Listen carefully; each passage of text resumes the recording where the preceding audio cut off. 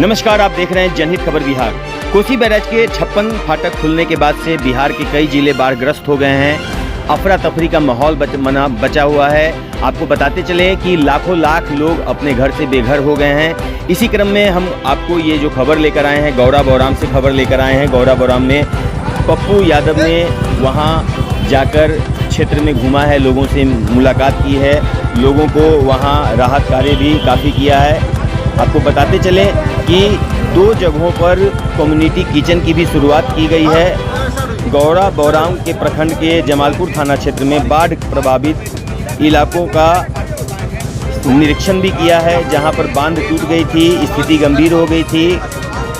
उन सब जगहों पर घूमकर उन्होंने देखा है सारी चीज़ों को कि क्या समस्याएं हो रही हैं। और आपको बताते चलें कि डॉक्टर मुन्ना खान ने कहा, बाढ़ की वजह से स्थानीय लोगों को कई तरह की कठिनाइयों का सामना करना पड़ रहा है और इस बीच हमने उनकी मदद के लिए तुरंत 2 जगहों पर कम्युनिटी किचन की शुरुआत कराई है और इसके लिए प्रत्येक स्थान पर 50,000 की आर्थिक मदद भी दी गई है।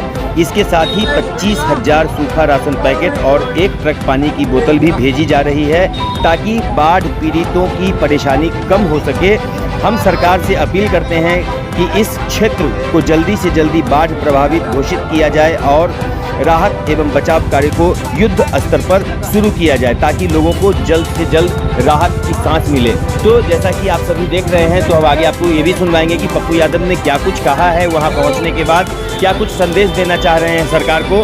तो आइए हम सीधा सुनते हैं कि क्या कुछ कहा है पप्पू यादव ने। 2 साल पहले किसकी सरकार, 2 साल बाद किसकी सरकार, 2 साल पहले किसकी सरकार, सब 40 साल से किन किन की सरकार। 40 साल में मिथिला कोसी सीमांचल के लिए क्या हुआ? कोसी की स्थिति इतनी बुरी क्यों?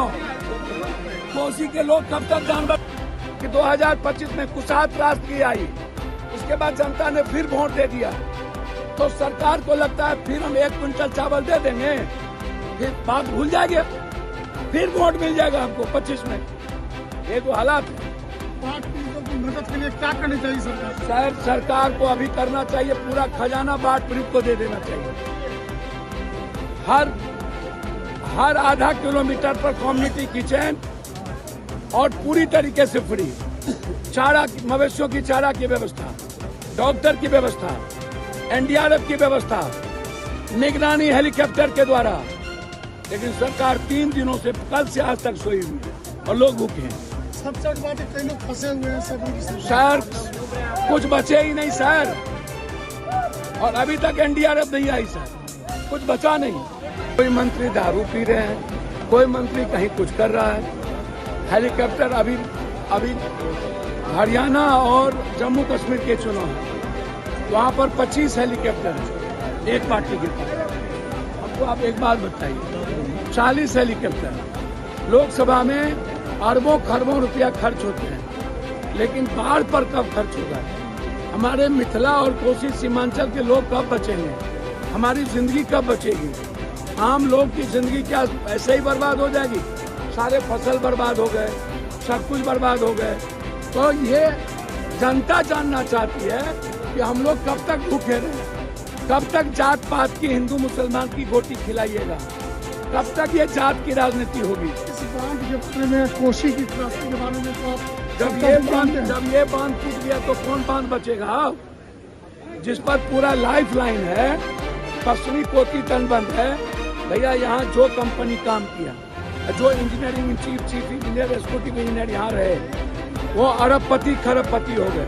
अभी तक एनडीआरएफ नहीं आया है, एनडीआरएफ लोग फंसे हुए हैं। तो कब एनडीआरएफ आएंगे? क्या पानी के लिए तरस रहे हैं। तो अब हालात, एनडीआरएफ कब आएंगे? खाना कब मिलेगी? जिंदगी कब बचेगी? चुनाव के बाद, हिंदू मुसलमान बैकवर्ड फॉरवर्ड के बाद कब बचेगी?